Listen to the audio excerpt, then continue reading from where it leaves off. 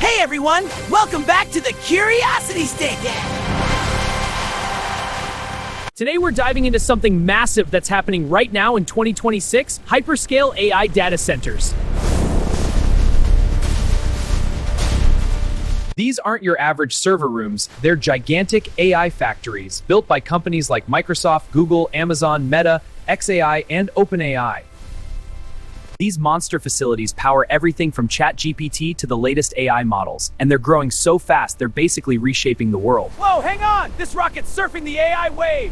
Buildings using as much electricity as entire cities, new ways to cool super hot chips, and debates about energy crises. If you've ever wondered where all that AI magic really comes from, and what it costs, stick around. Come on, let's see what's inside. Let's go inside these secret powerhouses. Hit like if you're ready, and let's jump in.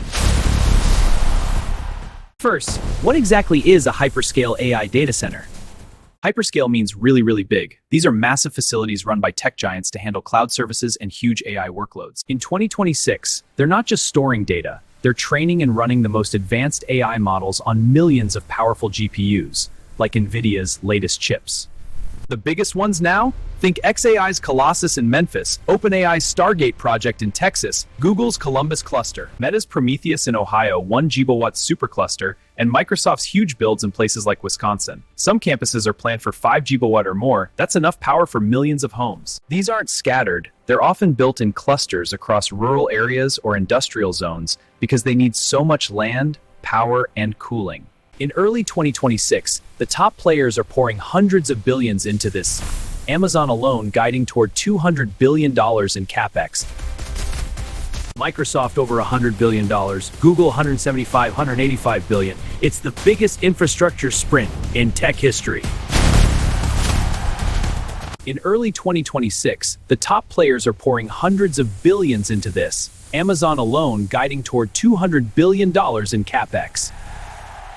Microsoft over $100 billion, Google 185 billion. It's the biggest infrastructure sprint in tech history. Now, the big story, energy use. AI data centers are power-hungry beasts.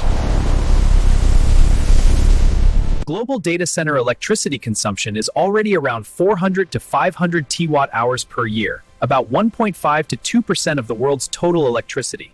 With AI booming, forecasts say it could double or more by the end of the decade. In the US alone, data centers used about 4.4% of electricity in recent years, and some projections see that hitting 6 to 12% by 2028. A single hyperscale AI facility can pull 1 gigawatt or more, enough to power a mid-sized city like Austin or Salt Lake City. The largest being built now planned for 1 to 5 gigawatt campuses. Why so much? Training big AI models needs thousands of GPUs running non-stop, and inference and running the AI for your queries adds up fast too. One ChatGPT-style query can use 10 times more power than a regular Google search. Whoa, the ChatGPT site is exploding! Google's hanging in there, but look at that flex! Multiply that by billions of uses daily, and you get why companies are racing to build these AI factories. But this surge is straining power grids. Some areas face years-long waits for new connections, forcing companies to use on-site generators or even delay projects. All that power creates insane heat.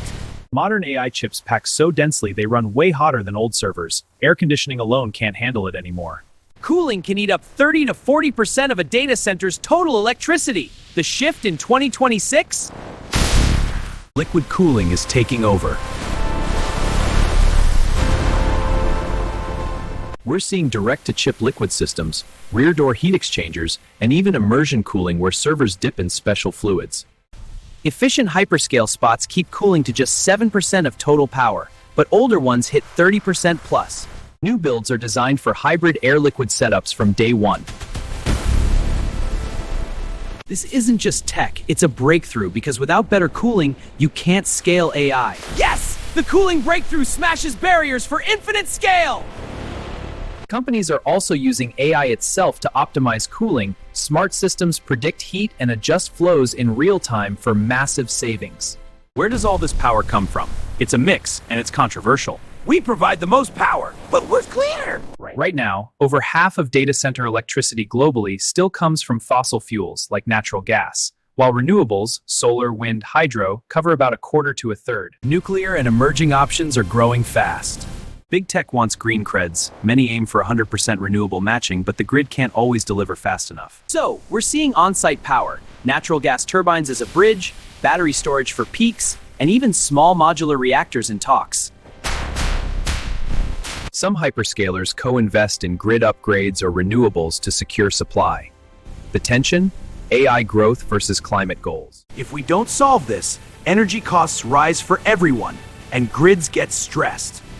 So why should you care? These AI factories power the future. Better medicine, smarter cars, personalized assistance, but at a cost. Higher energy demand could push up electricity bills in some areas, spark local debates over land and water use, and force tough choices on sustainability. On the flip side, innovations here, like efficient cooling and diverse energy, could benefit the whole world, making clean power cheaper and grids smarter. We're in the middle of an AI infrastructure revolution in 2026, and it's only accelerating.